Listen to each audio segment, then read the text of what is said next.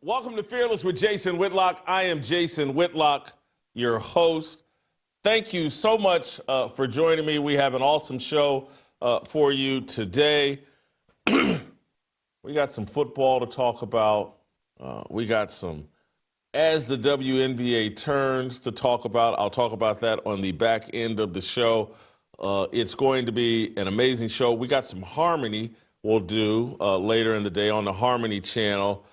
So we have a lot. I'm excited about today's show. I'm excited about things that, don't you hate when people hint at something and then they don't tell you about it? I was just about to do that. Just about to say, well, we got things going on behind the scenes and things we're working on, but I can't tell you, and I'm doing it right now. And I need to stop. I don't need to do that. Let me focus on today's show and what we have planned for you today. I'm going to explain to you today how Shedeur Sanders is ruining the entire National Football League. Yes, I'm going to stick with Shedeur Sanders and Deion Sanders have ruined the entire National Football League in this 2025 NFL season. I'm going to unpack that for you all.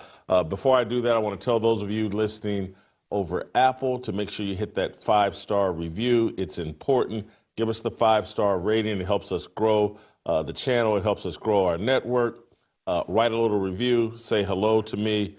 Also, before we get started, I want to thank our friends at Flying Ace at Craftco for making today's show even possible. Flying Ace Straight Bourbon doesn't just check the boxes, it rewrites them. Built from a blend of carefully aged bourbons, it delivers a smooth sip with real depth, thick caramel and vanilla layered with toasted spice and a hint of fruit. It's bold without being harsh, complex without trying too hard. A bourbon that actually lives up to the label. Grab yours at flyingacespirits.com. Use the promo code BLAZE for free shipping. Thank you, Flying Ace. Love you guys. Love your support. All right, let's get into today's show. Steve Kim and TJ Moe will join me here in a bit to discuss what I'm going to unpack today and some other things going on in the National Football League. But I want you all to understand that we have a pretty solid NFL season taking place, but no one is aware because of Shedeur Sanders. And it'll sound like I'm making too much of this, but the clickbait of Shedeur Sanders, the media thirsts, its lust for the clicks and the traction that come along with a third-string NFL quarterback, a fifth-round draft pick. Shedeur Sanders and what's going on in Cleveland. Cleveland, a 1-3 football team. Cleveland, a city and a team that's never won a Super Bowl. Cleveland, perhaps the worst-run franchise in all of professional football, has all the spotlight on it because of the fifth-round quarterback, the pick they took at 144.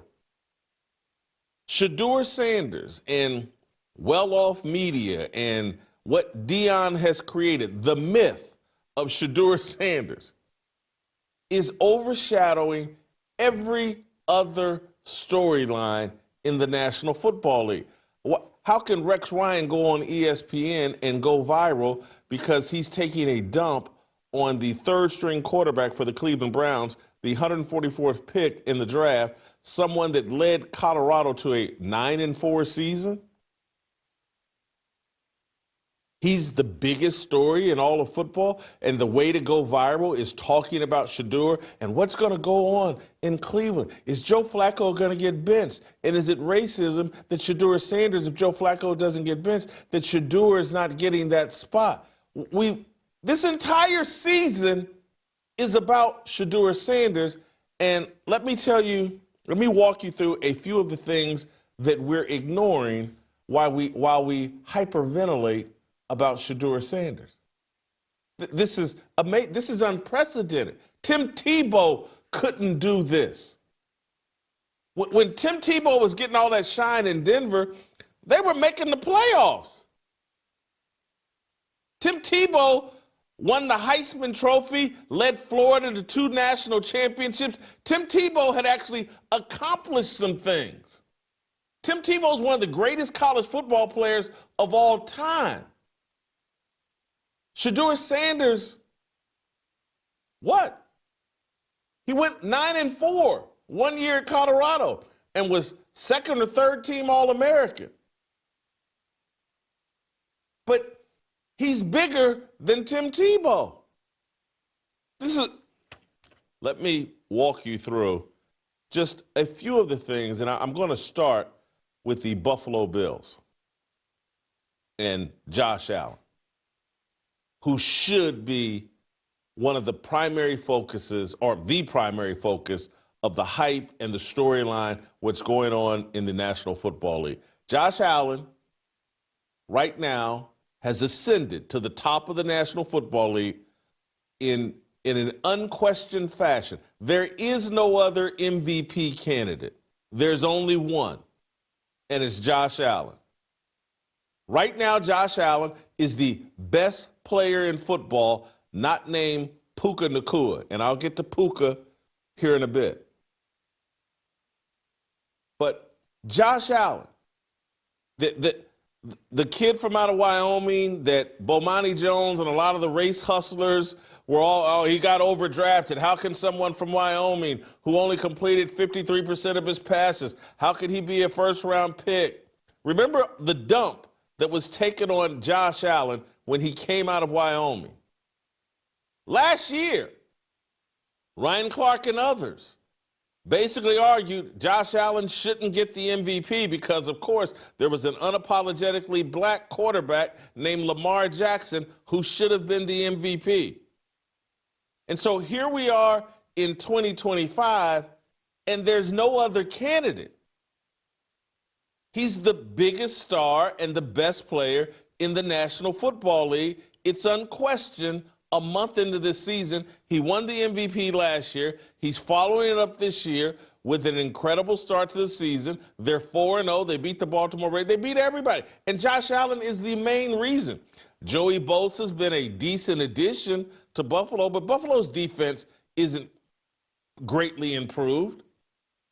Buffalo still doesn't have some superstar number 1 wide receiver.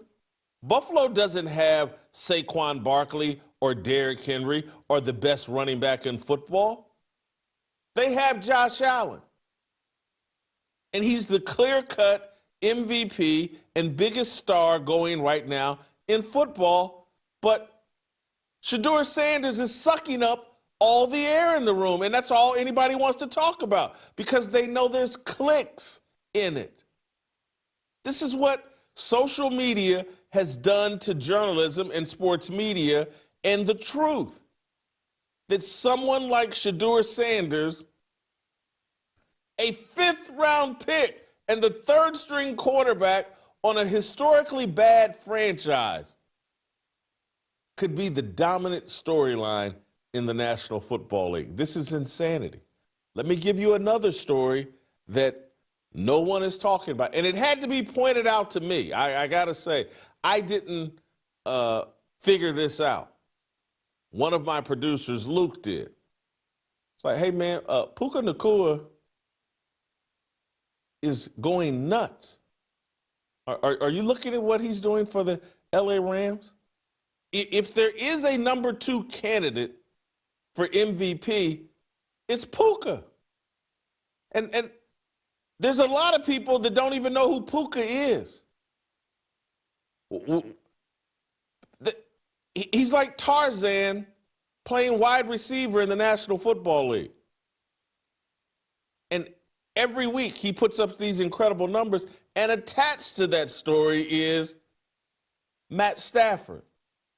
Because Matt Stafford is putting together, and I hate to give Coach JB credit, but I have to. He's a groupie for Matt Stafford, and he's not wrong. Everywhere Matt Stafford goes, Calvin Johnson, Cooper Rush, and Cooper Kupp. I'm sorry, Cooper Rush is the quarterback. Cooper Kupp and now Puka Nacua, they show up. Everywhere Matt Stafford goes, he just happens to create the most dominant wide receiver in the league. And it, like Megatron, Calvin Johnson, everybody gets it. He's generational talent. Cooper Kupp, wasn't he from like Eastern Washington University or something? I'm being serious. He's like a little white dude from nowhere. And he dominated the league for a 2 or 3 year stretch because of Matt Stafford. And now, Puka Nacua, from out of nowhere.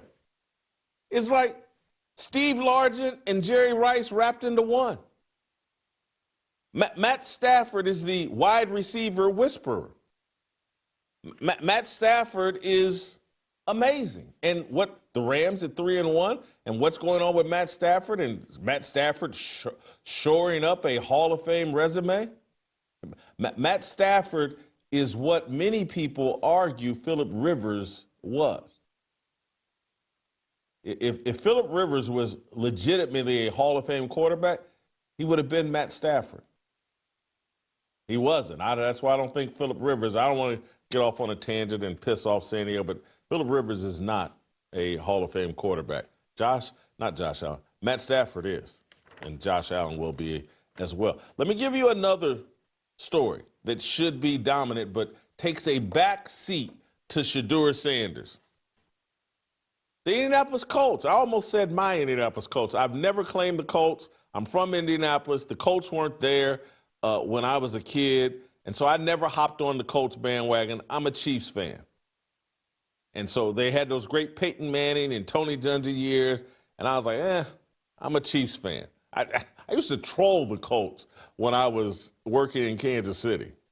Many people believe I cost the Chiefs a playoff game by trolling the Indianapolis Colts in the newspaper.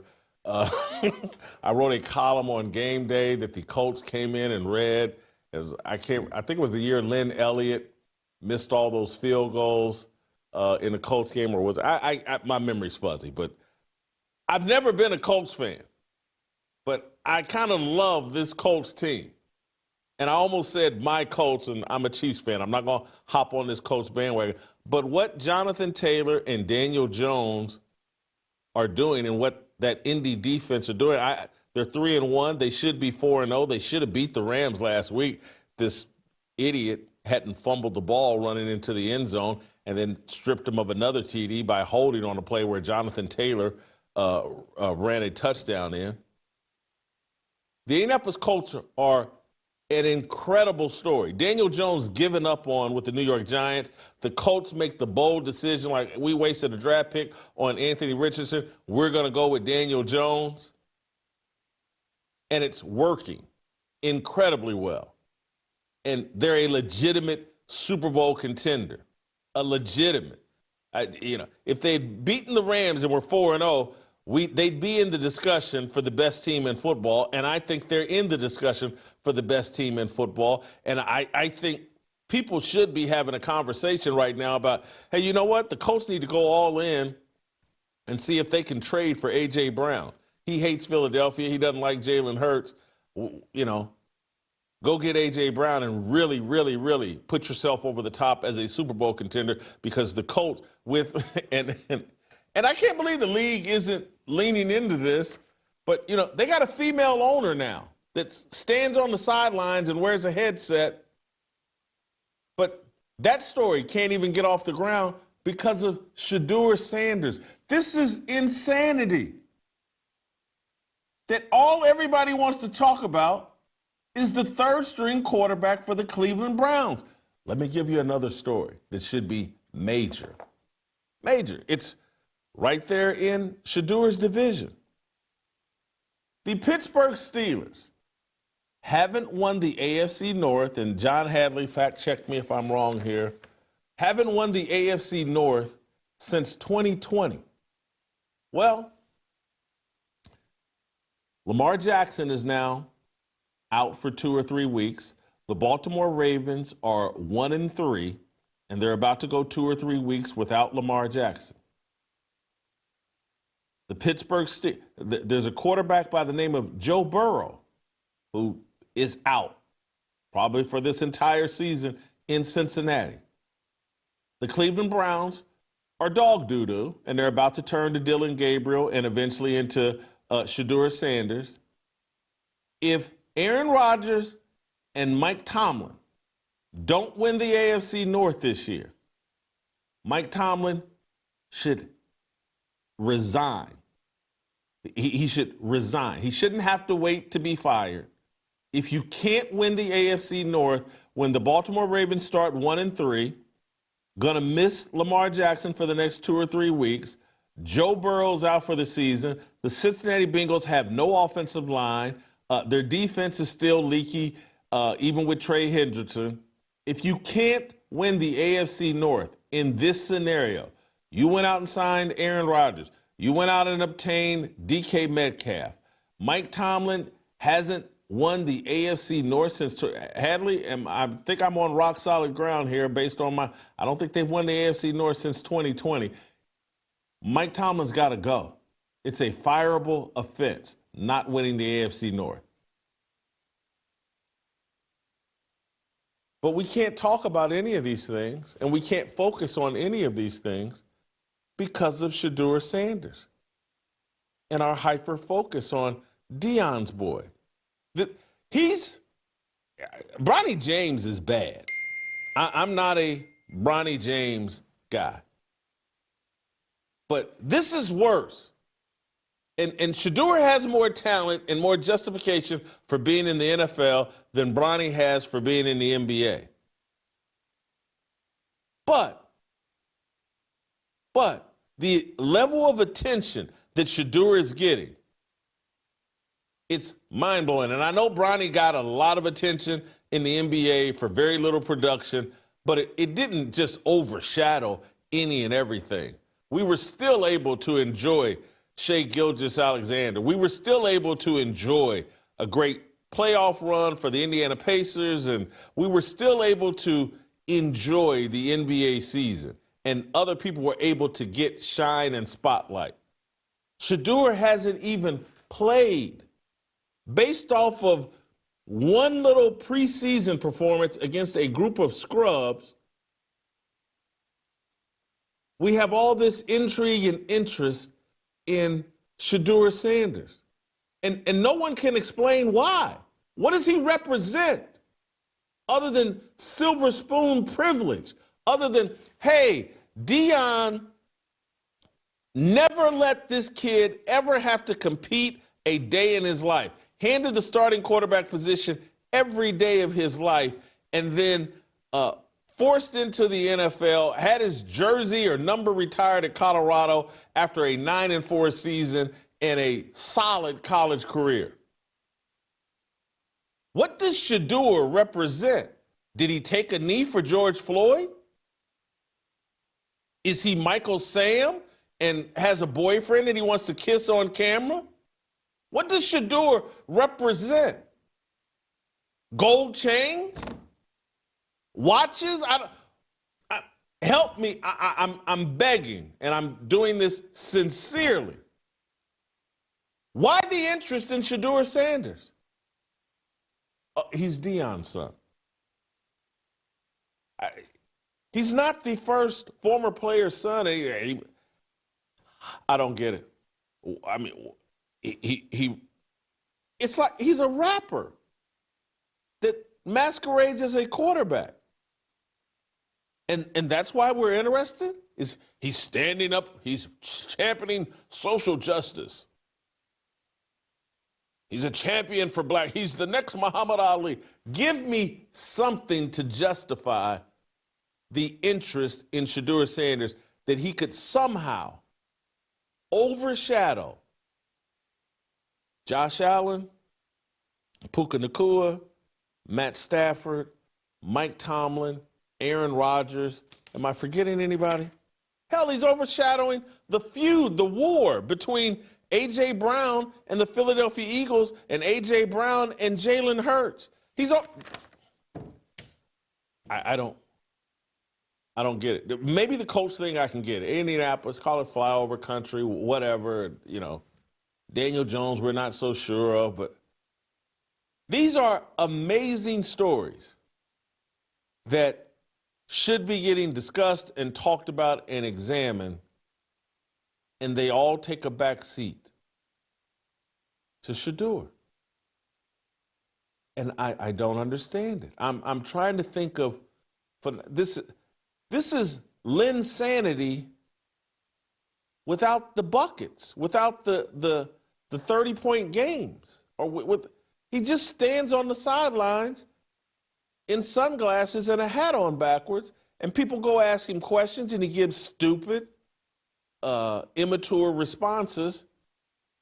And we all sit around and wonder, when's Shedeur going to play? When's Shedeur going to play? And he will play this season, I would think, with the way Joe Flacco's playing, and they'll stick Dylan Gabriel out there, and then eventually they'll be forced to stick Shedeur out there unless Dylan Gabriel goes nuts. But everyone will watch. And if Dylan Gabriel starts this weekend, which it seems to be headed that direction, we'll all watch that in hopes that Dylan Gabriel flames out and they're forced to put Shedeur in. This is, and I haven't even heard Ryan Clark make the argument that, Shedeur joins Lamar Jackson as one of the only authentically black quarterbacks starting in the National Football League. They don't even really have much of a black card to play with Shedeur. It's just, hey, he's Deion's boy, and we decided that, here it is. And I didn't have this thought through in real time. I just thought it through in real time. But the explanation is Shedeur Sanders and Deion Sanders, they irritate white people. Therefore, they're good, and we're interested in them, and we want them to have success because white Christians don't like Deion and Shedeur. There it is. Shedeur Sanders is a troll, and he's a disruptor from traditional football and humility, and people, conservative Christians like Jason Whitlock, they get bothered by him, and so therefore we root for Shedeur. And I'm telling you, I'm just coming to this realization in real time as I talk this through, and that is the explanation.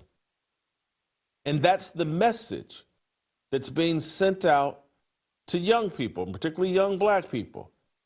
If you irritate in any way white people, we will make you a social media star, and we will make you a star.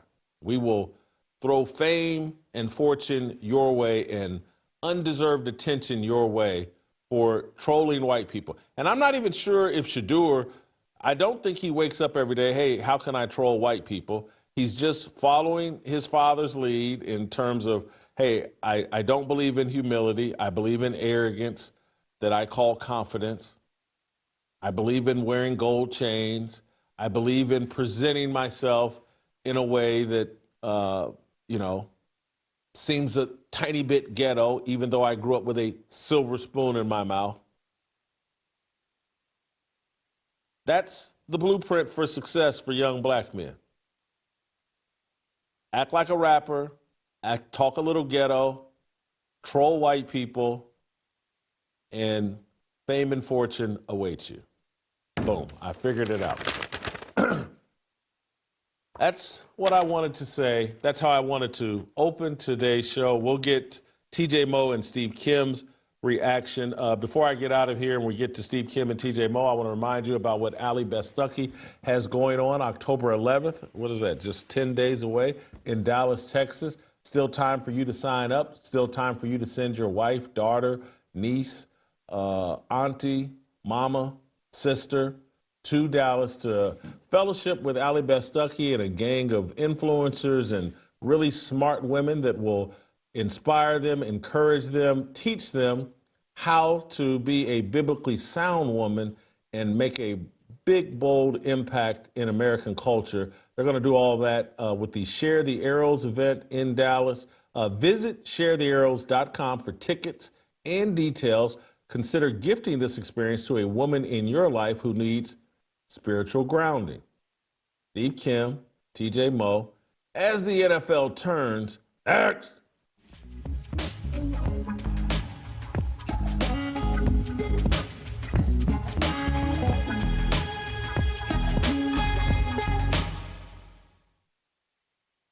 Never throw around the word racism or anti-Semitic because I feel like it's overused and you shouldn't use it lightly. But we started to receive actual threats, and again, I never overuse this, but racist threats, right? Saying, white boy, you don't want to be here in 5 minutes when I get back with that thing, right? And you got to understand, I don't take these threats lightly in situations where, as you can see, a group of a lot of people starts to surround us relatively very quick. I've been to a lot of protests, very well organized protests. Never have I seen a protest or whatever this is form this quick, even the most paid, professionally organized protest. And at some point, somebody charged at me, and I don't want to say charged, but took a couple steps with a screwdriver that he raised up from his, what I thought was his jacket. I'll tell you why I thought in a second, and put it over his head and kind of went towards me. As the NFL Turns, starring quarterbacks Patrick Mahomes, Aaron Rodgers, Josh Allen, Lamar Jackson, with special appearances from Commissioner Roger Goodell and coaches Andy Reid, Mike Tomlin, and the Harbaughs. Brought to you by the global elites. All right, welcome back. Steve Kim, get us rolling here. Am I right for arguing that this obscene interest in Shedeur Sanders is overshadowing some really good storylines in the National Football League? Jason, to be perfectly frank, when this was brought up, the early morning text from Hadley, I had to wake up to this, and I was like, ugh, Whitlock's doing this again. You know what? The more I think about it, I relate this to my time at ESPN. It was November of 2019. Now, at this point, my run at ESPN was pretty good. Didn't mind working there. I was still having a good time. And there was a fight card in Fresno. It was Jamel Herring defending against Lamont Roach, a good, solid prize fight. And I always wanted to see a fight of that nature in a minor league ballpark. It was going to be promoted well. It was going to be a good little event, but it was also a real fight. And when I told my editors, hey, I think I should cover that, you know what they told me? They said, no, Steve, you got to go cover not the Jake Paul fight because he hadn't begun his boxing journey, but the brother, Logan Paul, was fighting another influencer at the Staples Center, or whatever they call it now. And the reason was very simple. That fight drew clicks. This other fight was okay, but no one's going to care about it except guys like me. And I felt like, wow. And this is the funniest thing. I would have rather made that trip to Fresno than the 10-minute ride to Staples Center. And the whole night I'm just thinking, I'd rather be at the real fight. And look where we are now, Jason. Jake Paul is now involved in the biggest boxing events in the world that we all have to pretend that we care and matters. And now he's fighting what? Tank Davis. So the more you talked about it, you're right. It is about the oxygen in the room. And I really almost have a contempt for these editors who don't have enough guts to say, you know what, let's stick with our basic core principles and cover the stuff that matters, because they make the unimportant eventually very important.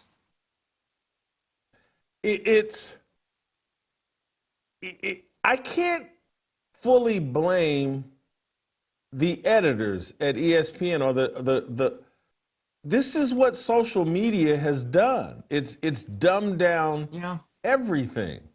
And I think ESPN would probably, the editors, the people at top, the people even running the NFL, hey man, let's have conversations about how great of a season Josh Allen's having. Let's have conversations about, hey, Mike Tomlin and these guys haven't won the AFC North, and now there's a yellow brick road painted for them to win the AFC North. I think the people at the top would rather talk about what really matters, but social media makes it nearly impossible. The system is designed to feed social media rather than to feed the truth or people's true appetite. Maybe, but I actually thought my editors were a bit gutless, to be honest with you. I remember when the whole 2020 pandemic started and we're in full gear, this is when a lot of the novelty fights were happening. If you remember during that stretch of time, it was Mike Tyson against Roy Jones, right? So basically every fighter in that stretch of time, from Roy Jones to whoever, beyond the age of 45, 50, that had no business in the ring, they would raise their hands and say, hey, I think I'm going to fight. And every time one of those press releases or a tweet came out, there was a particular editor that would breathlessly tell me, you got to get on this. And here I am proposing, hey, can we talk about the 5 young fighters that might carry the sport? Or can we do a feature profile on this guy right now that matters, that's actually in the thick of his athletic prime? But it's like, no. Roy Jones wanting to box Bigfoot in the Himalayas, that's going to get clicks. I'm thinking, my God, you remember those magazines you'd read in the grocery store? 3-headed alien abducted at the Colorado River. And you're like, oh, okay, that's nice. And you go out there and you put in all your items and you're out. That's what we became in the summer of 2020. I saw it firsthand, Jason. TJ, what do you think here?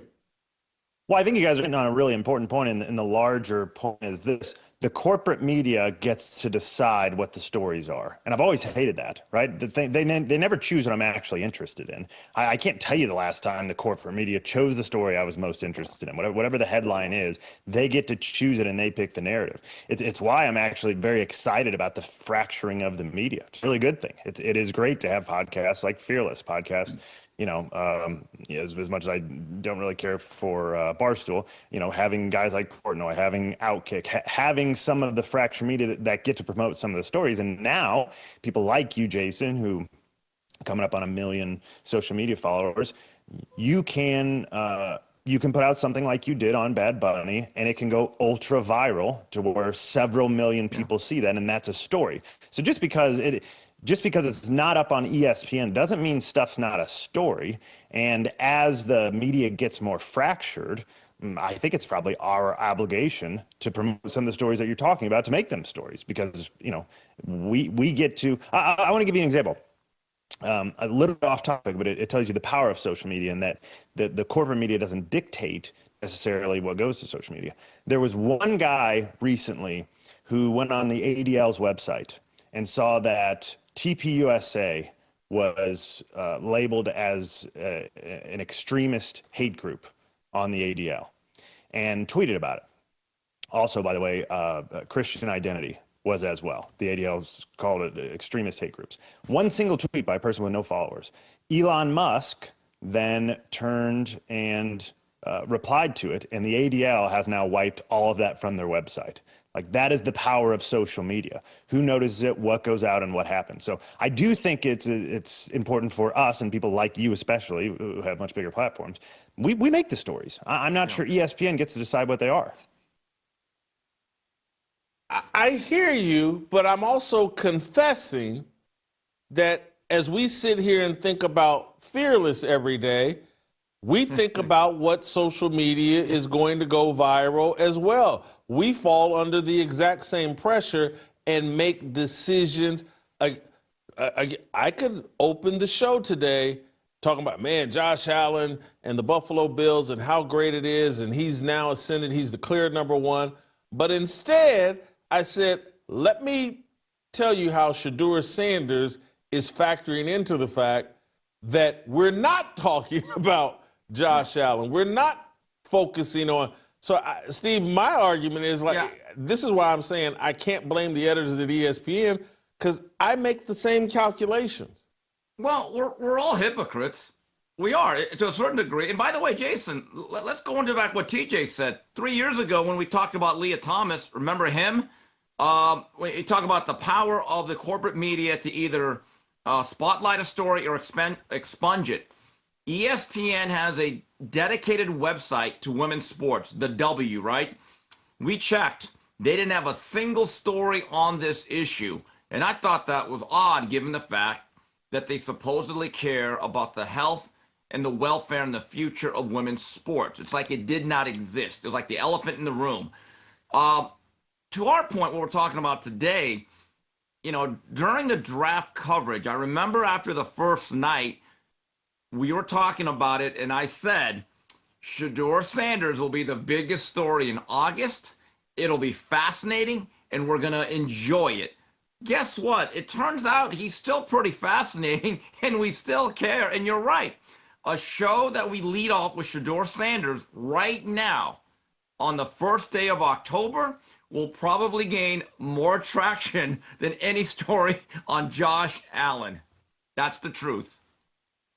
Which makes no sense. TJ, you got a final thought on this, and I'm going to tweak the question. Well, I just want to ask you a question then. If this is what the fans want, like we talk about paying fans respect all the time, is social media, and maybe it's just the algorithms, I don't know what it is, but maybe it is an indication that that's what the fans want. I don't want it. I certainly don't. But there are enough people interested that it is going, like, it does get the best traction. So fans are telling us something. No, and Steve, you chime in here as well. I don't think it's what fans want. I think it's what we on social media that make a living on social media, we know that there's traction in Shedeur.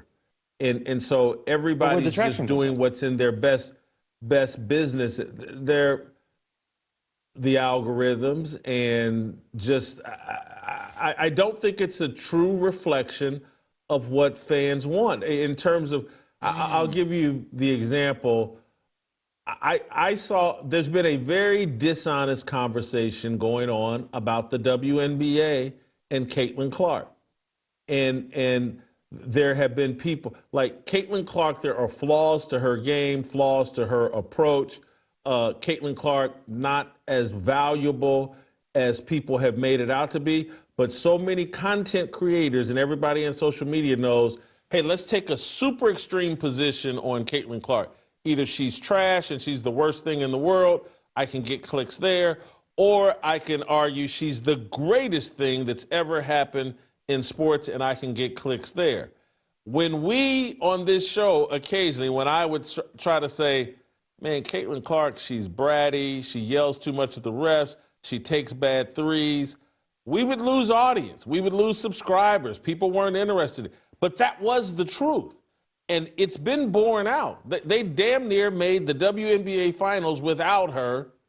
And it's because there were some negative aspects of her game, but she couldn't talk about it because everybody wanted to talk about it in a way that protected their traction and their views rather than the truth.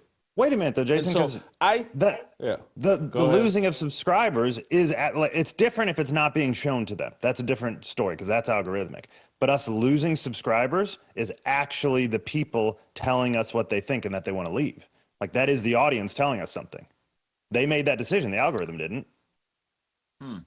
The audience is telling us that they've been programmed and rigged into a system that social media contributes to that, hey, you don't have to hear things you disagree with. It's unhealthy. I grew up wanting to be Mike Royko, columnist out of Chicago, wasn't a sports columnist. But the thing I loved about Mike Royko when I was reading him in the 1970s and 1980s, half the time I disagreed with him completely. Half the time I thought, oh man, he's nailed it here. And that's what I loved about him, is I didn't know the unpredictability. My thoughts were going to get challenged. And he was the most popular columnist in the country.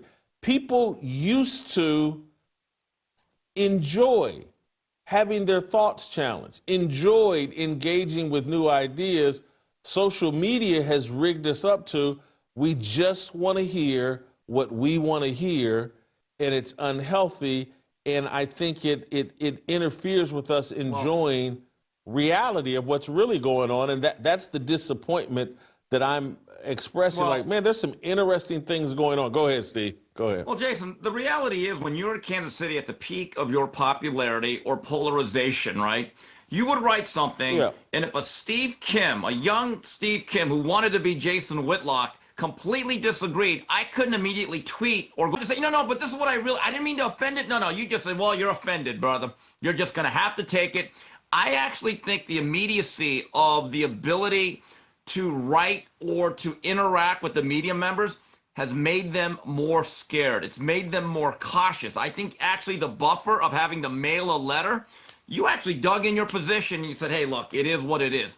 Now, to the point about Shedeur and why I actually think there is a segment of America that really cares about this. I think there are fans. Because think about it, Jason. What was the story of the first night of the draft? All right, which team's going to take Shedeur in the first round? The whole draft. Mel Kiper, the 30th pick, is still talking about, he's getting angry and angrier. Rich Eisen, virtue signaling, how it really affects him, right? You're like, wow, this is interesting. Cam Ward is getting completely ignored, but a guy that falls out of the first round is the big story. It's what we talked about the next morning. So night number 2, rounds 2 and 3, then it became, all right, where is Shedeur going to land? Didn't land anywhere. It became a bigger story. And then by Saturday, martyrdom. He became a martyr. He became a victim. He became a symbol of like white supremacy, the man holding you down. So I think in many respects, the whole ordeal of the draft, those 3 nights, turned him into something much more symbolic than just a mere quarterback being drafted in round number 5. So you're pointing to a different source of the interest in Shedeur than you're saying he's not just simply. It is cultural. Jason, we pointed this out, that the first game that he played in Carolina, every time he made a great play, they'd pan up to the crowd, be a black person in a Shedeur jersey, right? It was kind of a joke. People were making memes about it. It was hard not to notice. Of course, when he played the Rams, it looked like the worst quarterback ever. They didn't do those shots, by the way. But yes, I believe that Shedeur, with everything that happened at Colorado and his father, this has become more or less kind of like this cultural subject or topic that everyone has an interest in, at least for now. TJ, Steve's raised a fascinating point, and it's a different angle than what I was taking, just saying like what Shedeur represents is this trolling of establishment, white America, evangel. Your thoughts on me or Steve's take on what's at the heart of the interest in Shedeur? Well, it's a good question. I mean, look, some of it is inarguable that some of it is manufactured by the media. The media has an interest in the Sanders family for whatever reason, right? Half these guys that talk about it on TV are friends with Dion and they want to keep him relevant. Like the media has an interest. We know that I think is inarguable. But it is kind of interesting because most people, or at least to Steve's point, most people have no idea how to evaluate a quarterback. In fact, if you listen to guys like Mel Kiper, even the NFL GMs have no idea how to evaluate a quarterback. That was Mel Kiper's entire position on day 3 of the draft. And so all they know is what they heard for a long time, that he might be the number 1 pick. Shedeur Sanders is amazing. This is incredible. And they saw him, and he had the Heisman Trophy winner on his team. And they got to watch him televised a lot. They were in a lot of primetime games, all that sort of stuff. And so they were familiar with him, and then he dropped, and that's all anybody talked about for the time. And it was the most interesting. Nobody can argue that there was something more interesting than that during the draft. So it totally owned the draft and has gone into the season. So I'd probably lean Steve's way as far as there is some interest when you bring it up, and that's why the social media stuff is pretty real. It may be reflective. But again, just to go back to what I said before, I actually don't care. It's not interesting. But you and I, Jason, may be blinded by being like actual football fans, and whereas everybody else is kind of a casual football fan. They're just interested in interesting stories. I'm going to have to marinate on this some more. This was, that was good stuff. I got to marinate on this some more. This is fascinating. I want to move on to something I've already referenced, but I want to dig in a little bit. Steve, my thoughts, my contention that with Lamar Jackson and the Baltimore Ravens 1-3, Jackson's going to miss 2 or 3 weeks. Joe Burrow's basically out for the season in Cincinnati. Cleveland Browns are doo-doo. If Mike Tomlin doesn't win the AFC North, it's a fireable offense. Am I right or wrong? Okay. If he wins 11 or 12 games and doesn't happen to come in first, but they look good, because I actually think this 3-1 does not look that great. You look at the point differential. The first game, they probably actually got outplayed by the Jets. The Jets look like the worst team in football, or no worse than the 31st best team in football. But I'm going to stay consistent. You and I had discussions over the summer, and we said if Mike Tomlin does not win over 10 games and make the playoffs, just merely going 9-8 and keeping that streak alive, I don't think so. No, I think at this point, there should be a mutual parting of ways. It's been a good ride, but sometimes, Jason, you got to know when the ride is over.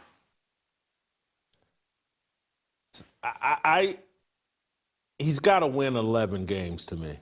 Yes. And, well, you know what? That's 11-6. 11 games isn't what it used to be. It just isn't. You know. 11 and a half. I mean, look, 16 game schedule. 11-5 was significant. Solid. 11-6 is he's got to win 11 and a half games. You're right. But no, I say if somehow Baltimore comes back and wins this division, because that's the only other candidate. And so basically what I'm arguing is if John Harbaugh figures out a way to win this division on a year where they start 1-3 and Lamar misses games, and Mike Tomlin with Aaron Rodgers, with DK Metcalf, with signing TJ Watt, with having not won the AFC North since 2020, I don't care if they win 11 games and don't win the AFC North. It's a fireable offense. Hold on. I got a catch-22 situation for you there, Whitlock. What if the Steelers win the division by going 9-8? Then what? Which could happen. You're right. Right. You're right. Which could happen. They could certainly go 10-7 and win it and be very unimpressive doing it. TJ, you got a thought here? Yeah, there's a really good book by a guy named Jim Collins. His book's called Good to Great. And this is where the phrase good is the enemy of great became really popular.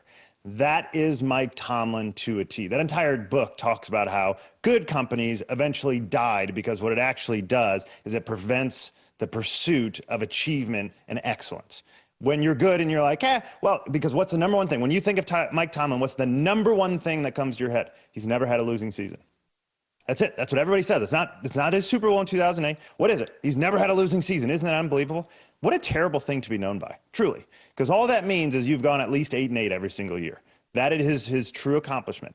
His Super Bowl was 2008. The last time he went to a Super Bowl was 2010. He has not been he has not made it past the wild card round since 2017. They got to the divisional round. So where's all this winning? Because there's a lot, 9-6 in 2018, 8-8 in 2019, 9-8 in 2022. And then now he gets his 10-7 each of the last 2 years. Like, good is actually the enemy of great in Pittsburgh. And when you're used to excellence, as they have been, and I get it, it's a big deal for them that they're not the people that turn over coaches. They keep coaches for 20, 30 years around there. I get it. But when the number one thing people think about when they hear your name is you've never had a losing season, it's really not the best reputation. Jason, let me just add this. I actually believe regardless of the win total, whether it's 9, 10, 11, 12, there's going to be some pressure on Tomlin to win at least one playoff game. I think that's the real discussion. How much of a run do you make here in the postseason? Well, look, let's say they won 13 games, went 13-4, maybe got a bye, and then had to face a really good team in their first playoff game, lost the classic game. But, hey, they went 13-4. I could see him surviving that. But if I'm just an instant firing, if John Harbaugh figures out how to win the AFC North, and if Aaron Rodgers is upright and starting for 15 games this year, it's an indictment of Mike Tomlin. I want to make Steve tell me if I'm right or wrong here. Is Josh Allen at this point, and I know we're only 4 weeks in, but it used to be a fourth of the season. Is he the only candidate for MVP? Is there somebody I'm not thinking of, not named Puka Nacua? Who else could be the MVP of the National Football League right now. Okay, if Josh Allen wins back-to-back MVPs, I actually am worried about the mental health of Dominic Foxworth and Ryan Clark. I think we actually need to do a wellness check on them. Buffalo looks good. I still don't know about the outside talent, but they're incredibly physical. But he's clearly a number one. Now, about Nakua, he puts up great numbers, but me and JB had a discussion about this. He thinks he's the best receiver in football, above Jefferson and Chase. But I don't know if a wide receiver could ever win the MVP. And I just wonder, if there's going to be an MVP on the Rams, let's be honest. If one day Matt Stafford wakes up on the wrong side of the bed and he has a twinge in his L5 spine, guess what? That season goes down the bucket.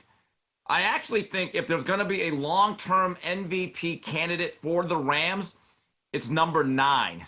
It is Stafford. He's the straw that stirs that drink. He could certainly play his way into the MVP conversation.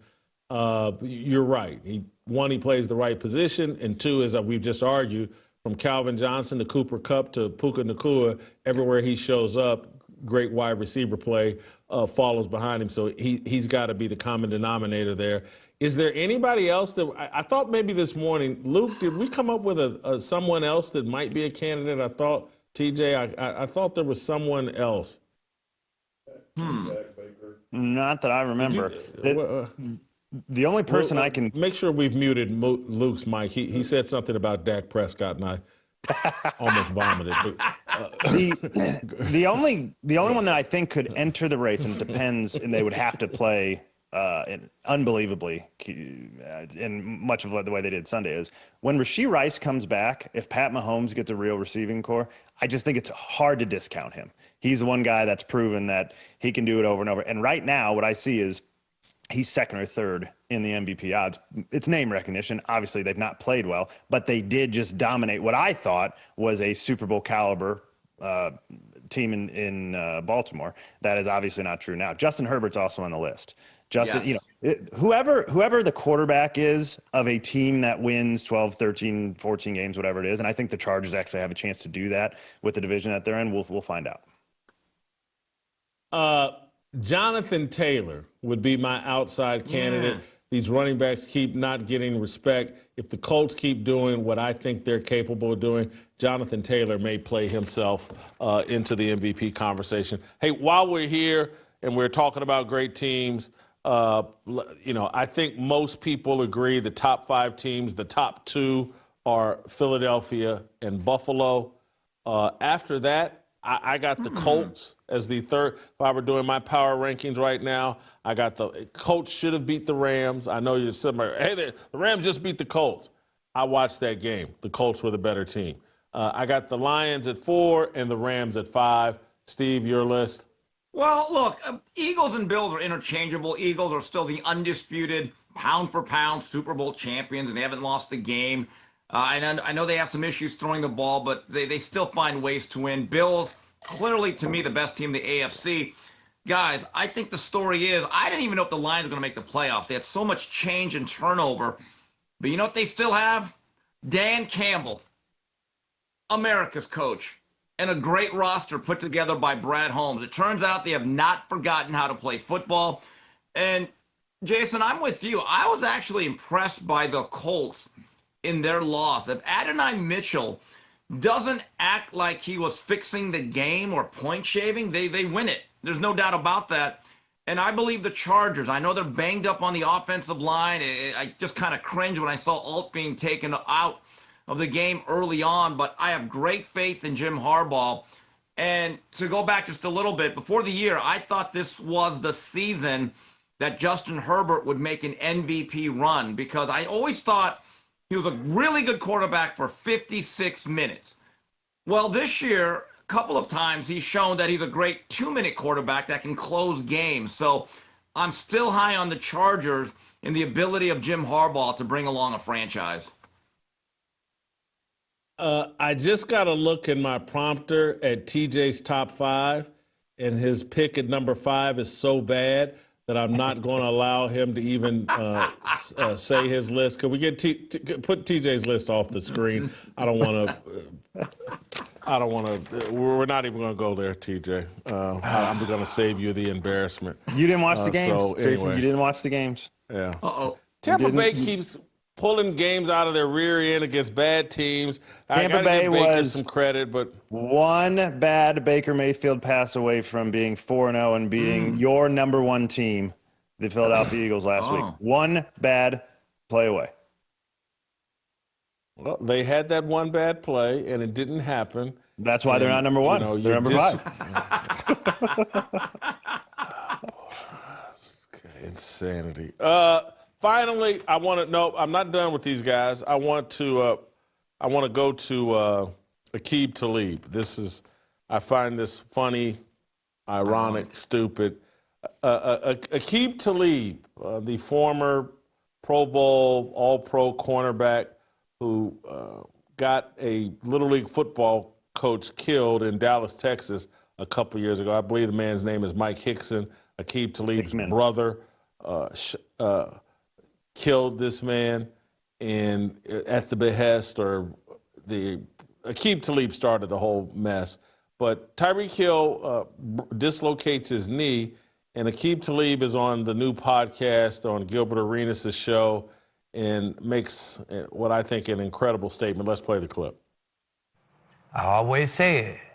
These football guys don't play no games. You know what I'm saying? They do not play games. They don't make no mistakes. You got allegations of beating your wife. Hey, that shit is real. I don't play like that. I'll be off this show if I get a call right now about somebody beating on sister, wife, daughter, any one of them. You know what I'm saying? So I don't really play like that.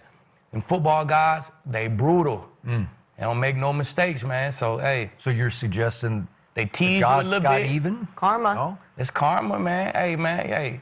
You seen that tackle happen 1,000 times. 1,000 times. billion And then times. he snapped his whole leg in half. Then to be 32 by next year he'll be 32 when the season start. You make your money on speed.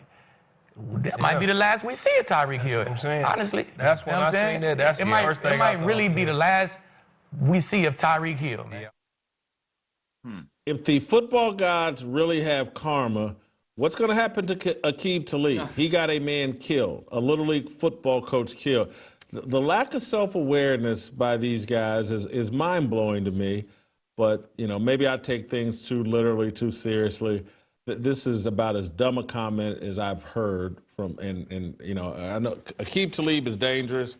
His brother is clearly dangerous and locked up. And so I probably should be careful what I say here. But Aqib, that's about as stupid and ignorant a comment as I've heard. Steve, TJ, your thoughts? Yeah, I mean, I don't know. You're conflating a lot of things here, but in my view, if that was true, what Aqib said, guys would be carted off left and right, wouldn't they? No, I'm not. And I don't want to just point out Tyreek Hill. I'm not here to litigate any of his cases. We all know they're all high profile. We've all seen them on TMZ. But there's other athletes with a lot of other issues who go through, I don't know. I just think it's a huge reach by Aqib Talib here. Yeah, look, he had a battery charge himself in 2009. He had a dismissed aggravated assault charge in 2011. He was investigated for aggravated assault in 2015. And then his actions led to his brother murdering Mike Hickman in 2022. So he's been involved in some things. So if he actually believes in football gods, whatever that is, and that karma exists, then he should be thanking God he's not playing football anymore. I will say this, though, Jason. It is kind of interesting. This sort of follows suit a little bit differently, but follows suit with Richard Sherman telling the truth, at least in his view, about Russell Wilson. And now we're seeing Aqib Talib say something real. I mean, we complain all the time about athletes and everybody manufactured and nobody will say what they actually think because they're friends with these people or whatever. And we're getting some real comments. I don't hate the real comment. It's stupid, but it is what he actually thought. And I do want to hear what people actually think. I'm not sure if I do. I mean, serious. it goes back to TJ, and I'll expand this a little bit. It goes back to I don't believe everybody should vote. Everybody shouldn't have a say. Some people are too stupid to have a say. Some people are too irresponsible to have a say. And they just need to follow along and be carried along by responsible people. And man, what I just said is very dangerous, very powerful, very provocative. Because when you really think that logic through, you start, well, hey man, that's the way people used to think in the 17 and 1800s. And they started saying, well, you don't get a vote, you don't get to do this, here's the role you get to play in society. And that's why I need to be careful. But, you know, this whole thing that we're a democracy has been overplayed. We're a constitutional republic. This whole deal that everybody has a say-so and everybody gets a vote, that's something we've made up along the way, and it's been a mistake. Some people are too irresponsible. Some people slept through too many classes. Some people were born with too many physical gifts to ever develop intellectually, and I don't need to hear from them. And this whole YouTube podcast, go ahead. No, I didn't mean to interrupt you. Go ahead, finish up. I think we're talking about two different things. Your voting thing is a totally separate discussion, and I have a lot of agreements with you as far as, you know, when we started the country, you used to have to own land, you used to have a stake in the future to be able to vote and give, have any say so in the future of the country. That all makes sense to me, and there's some things we can talk about there. This other one is a little bit of a free speech issue, and I think more speech is better. I want as many dumb people talking as possible, and they need to be weeded out by the smart people and ridiculed. They need to be publicly ridiculed. I'm not saying that Aqib Talib shouldn't be allowed to speak. He should, within the confines of his own home, car, place of work, or whatever. But this broadcasting of what everybody thinks and this democratization of the public square through social media, I think it's been a net negative. I think technology is destroying free speech and our freedoms. And it's everybody with a platform. A platform is a stage. Once you hop on a stage, you start to act, and it's an inauthentic act. And everybody's doing this inauthentic act. They're not very informed. They have no self-awareness. They're creating noise pollution. We have a noise pollution problem in America, and that people that actually are thoughtful and responsible, it's harder for them to be heard in this current version of American and global society. I say it all the time. When I was growing up, there was one record player in the house, there was one TV, and your parents' voice was overwhelming in your house or apartment. And it's just not that way anymore. People lock themselves up in their little bedrooms or little areas. They put on headphones, and responsible voices are drowned out, your parents. Much harder for your parents' voices to be heard than 70 years ago. And it's created a lot more chaos. That's a lot. And so I'm going to end it there and let you guys off the hook. Go ahead, Steve, if you had something. Yeah, one last thing about what you guys described, and this saying and phrase has been adjusted to keep up with modern technology. But the greatest thing about social media is that everyone has their say. The worst thing about social media is everybody has their say. The only thing I'd add to that, Jason, is just, you know, the parent thing, everything you're talking about is an indictment on the parents. It's not an indictment on social media. Everything, it's all stuff we've thought through and we think through as parents. We got 3 kids. I have these discussions with my closest friends. Literally everything you was talking about, we talk about, and my oldest is only 4. And it is our job to protect them. And the best parents that I know don't have the problems you're talking about. It is an indictment on the parents who have decided that it goes back to the quote that you talked about with Vody. Like, stop being surprised when you send your kids off to Caesar that they come back as Romans. It is just bad parenting. I would argue that parents were far more responsible in the past than they are today. And there's a lot of statistics that back that up, one of which is that we're leaving our kids in single mother homes at a record rate in all races. Now you got me argumentative, TJ. I just wonder if your generation is aware of some of the advantages the previous generation had. When there's one television in your house and there's only 4 channels or 3 channels on that television, it's easier for your voice to be heard than your cell phone is basically a TV, your iPad's a TV, you got TVs, and there's a million different channels. And there's a million different people trying to be Snoop Dogg on these channels.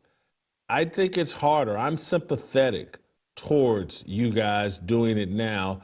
I think it's more difficult, but what an opportunity, because that is the point, right? That's a Denzel Washington line in Remember the Titans. Well, what an opportunity then.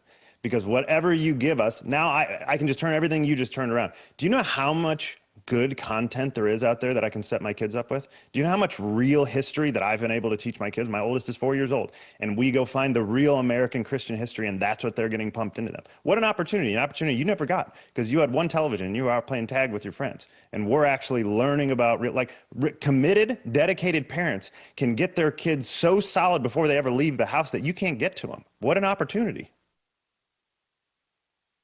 That's a good point. That's a good job. TJ, Steve, thank you so much. Appreciate it. Great job. When we come back, I got some As the WNBA Turns. Next.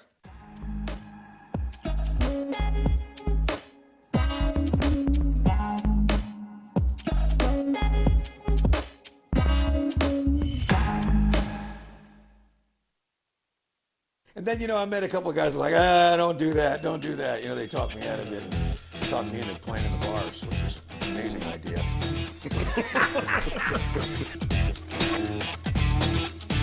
Joe and guys, welcome to BYOG. Jeffrey and Jason here to talk a little music. Craig Wayne Boyd, who won the 7th season of The Voice. Who were the judges on the show at that time? That season, of course, Adam and Blake were there, the corner guys. Yeah. And then we had Gwen Stefani's first season. Right. And then Pharrell. Yeah.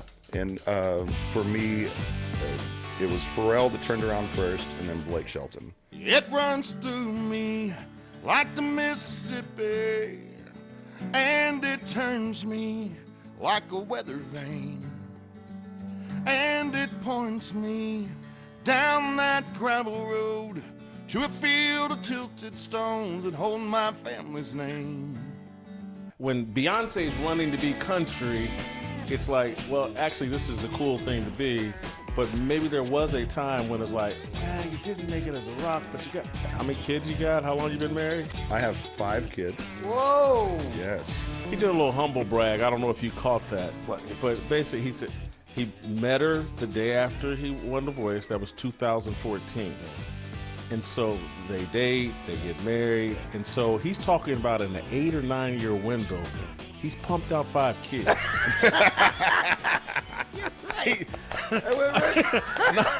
Not only did she know what she was looking for, when she got it, she was like, I'm open for business, baby. Let's get to work. I'm locking this down. I love it. You can't get out. As the WNBA Turns, starring Caitlin Clark, Angel Reese, Asia Wilson. Brought to you by George Soros, Adam Silver, Kathy Engelbert, and the Global Elite. All right, welcome back. Let's get into it. Napheesa Collier. She is the star of the Minnesota Lynx.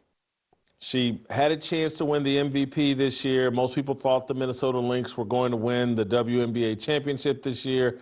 She's the head of the WNBA Players Association, and she also runs a 3-on-3 Gus Macker league called the Unrivaled League.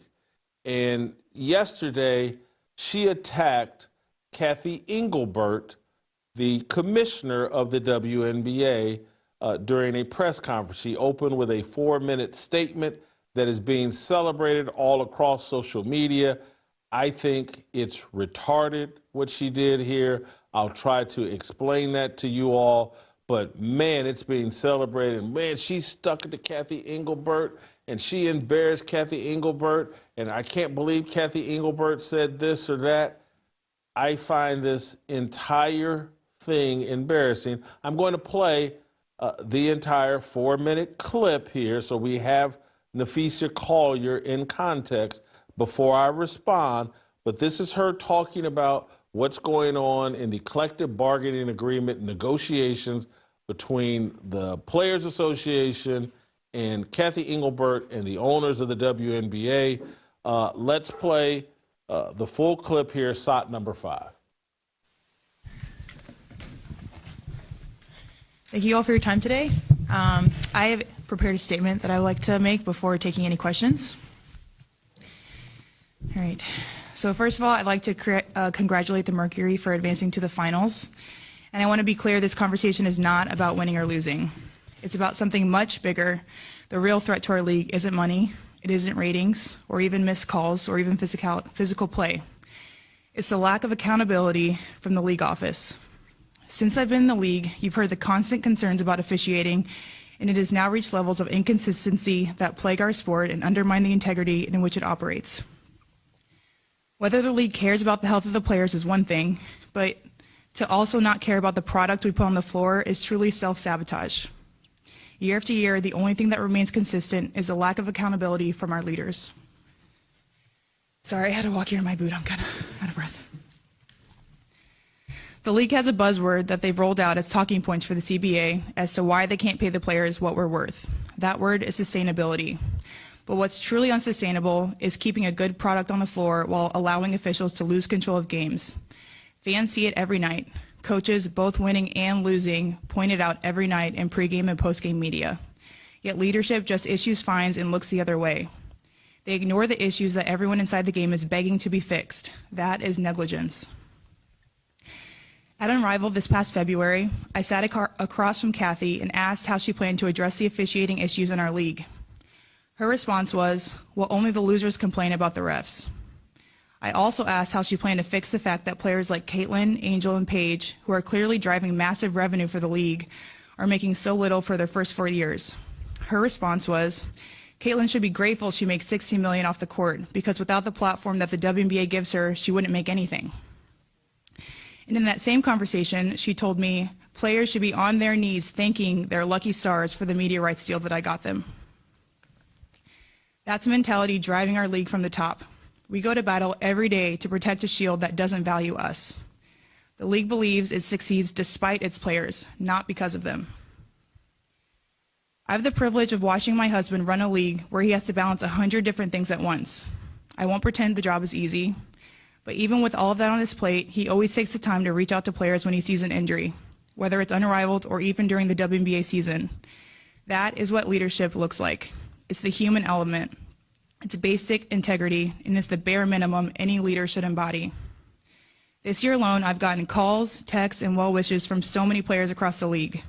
Those moments remind me that sometimes there are things bigger than the results than this game we play. But do you know who I haven't heard from? Kathy. Not one call, not one text. Instead, the only outreach has come from her number 2 telling my agent that she doesn't believe physical play is contributing to injuries.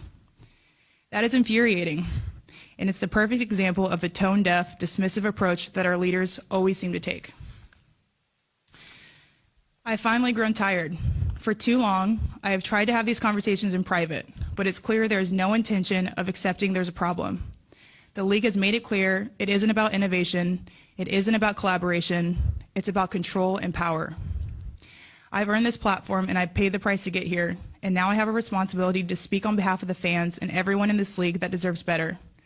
Our leadership's answer to being held accountable is to suppress everyone's voices by handing out fines. I'm not concerned about a fine. I'm concerned about the future of our sport. At some point, everyone deserves to hear the truth. from someone who I hope has earned the benefit of the doubt to fight for what is right and fair for our athletes and our fans. We have the best players in the world. We have the best fans in the world. But right now, we have the worst leadership in the world. If I didn't know exactly what the job entailed, maybe I wouldn't feel this way. But unfortunately for them, I do.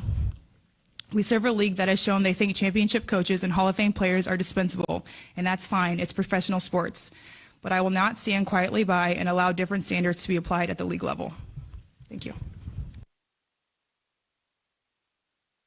There's so much idiocy in that 4-minute statement that's being celebrated all over social media. And this is where, again, I blame social media for promoting a level of stupidity that's dangerous, toxic, lethal. This will sound like an overstatement. We may never see the WNBA again. This may be it. And it may continue on, but it will have so little relevance on the other side of this that it might as well just go extinct. Napheesa Collier thinks because some billionaires have given her money to burn through promoting this unrivaled 3-on-3 league, she thinks she knows how to run a league. This isn't me defending Cathy Engelbert. I don't think Cathy Engelbert is very impressive at all. I don't think Adam Silver, who runs the NBA, is impressive at all. I think, and I apologize for being this blunt, I think they're in the right tribe to get these leadership positions that they have. They know nothing about growing the game of basketball in any real way. They're DEI hires as well. So we're on the record in terms of what I think about Cathy Engelbert. Not impressive at all. This black queen feminist who thinks, hey, I've got a bunch of money to blow on 3-on-3 basketball, and therefore I'm qualified to run a league.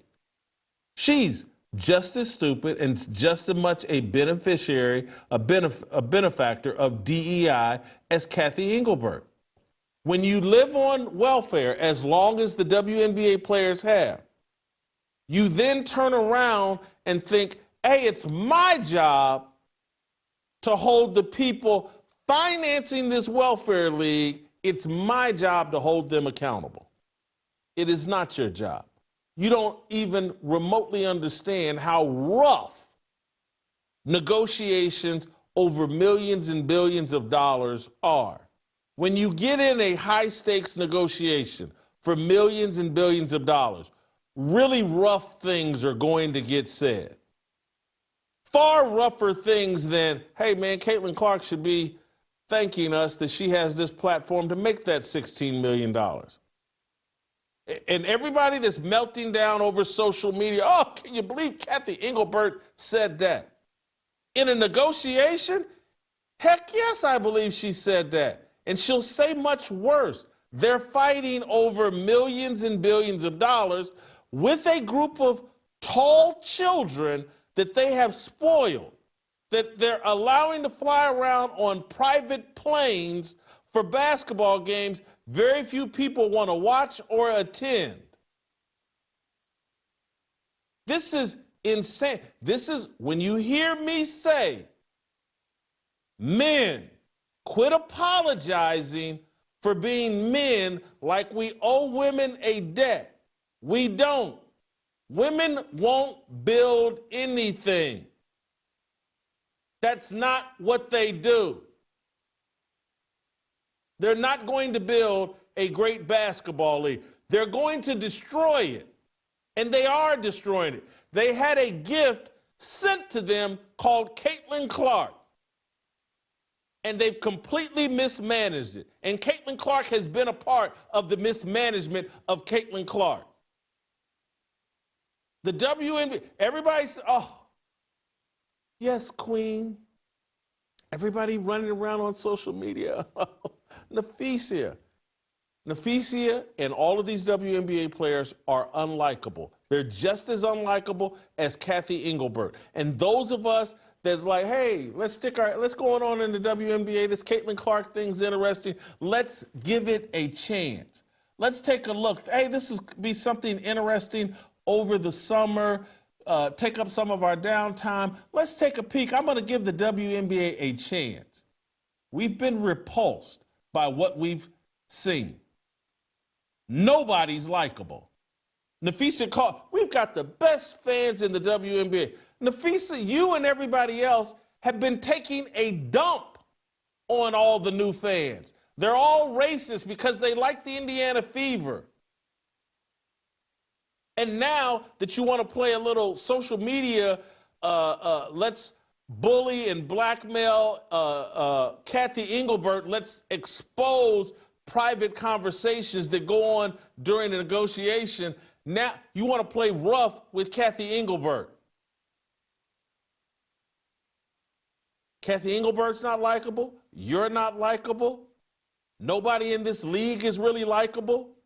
And I'm sorry, everybody can leave the subscribers and run away from this show. But I've tried. I'm bending over backwards with Caitlin Clark. Not likable.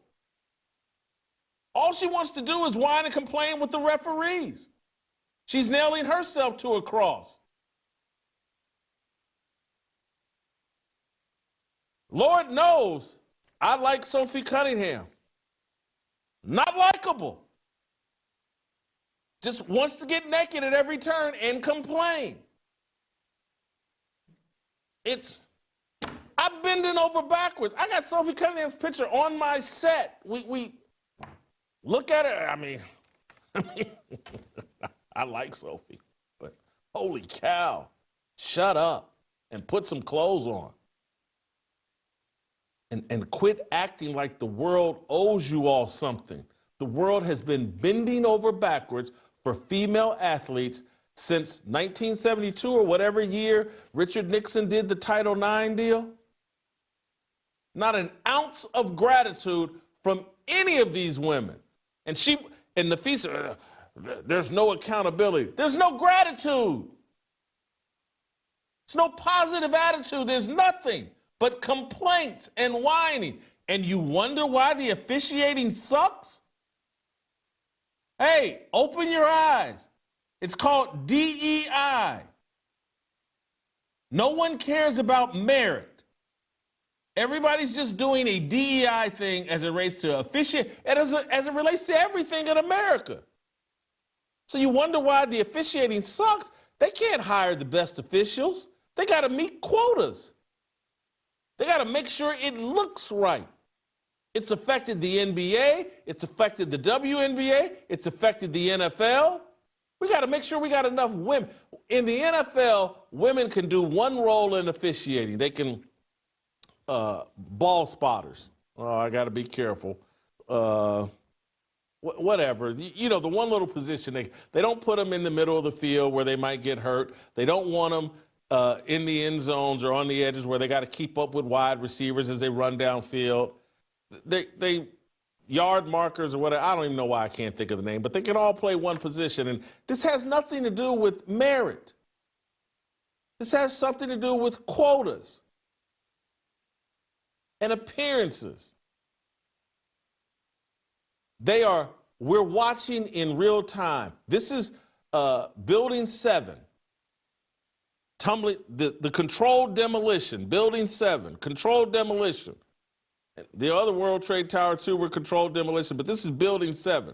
Napheesa Collier and all the women in the WNBA are setting dynamite everywhere and bringing the WNBA down. Whining and complaining. And you can get mad at me, but I've tried. I bent over backwards, talking about it, following the league, watching the games. I went in with a very positive mindset and took a look around. Man, this is a group of angry feminists who are completely unlikable. They don't like each other. They don't like me. They don't like their new fans. They don't like anything. They're mad at the world, and they're not going to take it anymore. And I know that Napheesa Collier has a husband, but she exists in a league of angry feminist lesbian, and she reflects that mentality. And all the people celebrating this 4-minute statement, this is bad business. Anybody with a brain is looking at this. Any of these billionaires that have brains, and some of them do, and yes, they have their agendas, and they're all in on this globalist stuff, and they're all in on this feminist stuff, but anybody with a brain is like, man, I can't do business with these people. I can't make money with them. Not in a sustainable way. Kathy Engelbert is telling you some truth privately. You just took it public. It's going to blow up in your face. The WNBA, there's rumors, Sports Business Journal says Kathy Engelbert won't be back. As soon as this CBA is negotiated, they're going to run her out. I think she'll get run out before then, and they may mess around and get a real commissioner. They may have to go out and hire someone that actually wants to run a league and isn't some cuck like Adam Silver or Kathy Engelbert, and then you're really in trouble. Because a real businessman is going to tell, hey, baby girl, sit down and shut up. You don't know what you're talking about. You're a tall basketball player. You're not some business guru, no matter what social media or the New York Times or the Wall Street Journal says about you. You're a tall basketball player. Go somewhere and dribble a basketball. We got business to actually conduct here. We had a great opportunity with Caitlin Clark, and we've nearly blown it, and I think they have blown it. Bye-bye, WNBA. Everybody. Final thing I'll say on this, because I don't want to ramble on forever, because I could go on forever.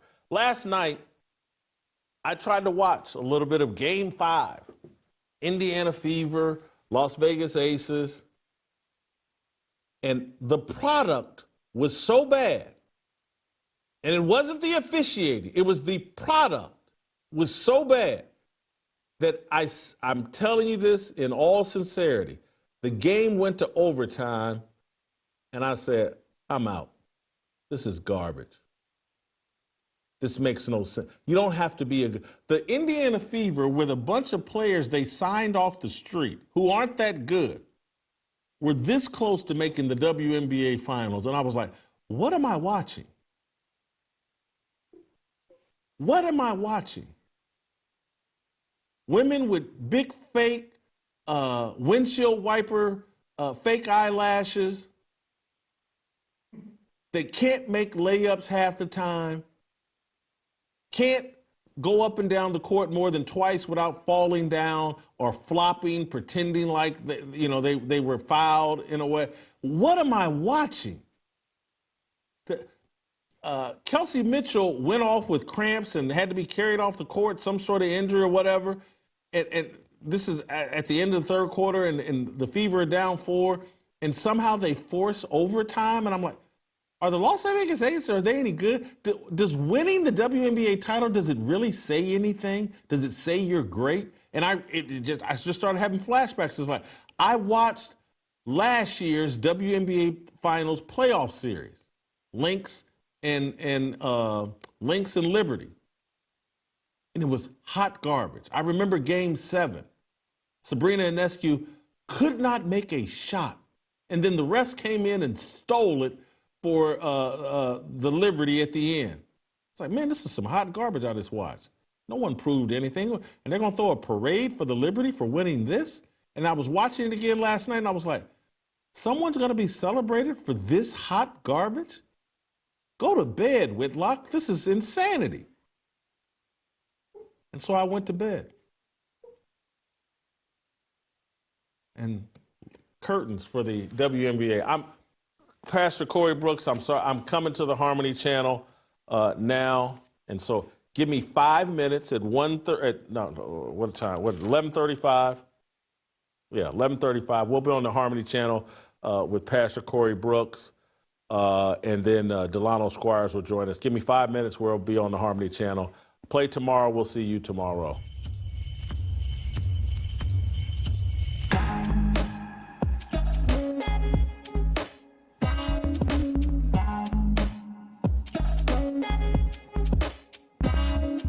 Waiting for the countdown, coming off the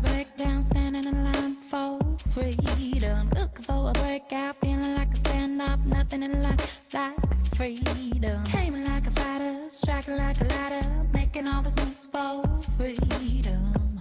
I want freedom. No negotiation, my sister, no relation. We all just wanna have freedom. Sitting on a corner, never been alone. I'm breaking my back for freedom. Blessed, we are living, get back. We are receiving, all deceiving. We all wanna be free. We want freedom.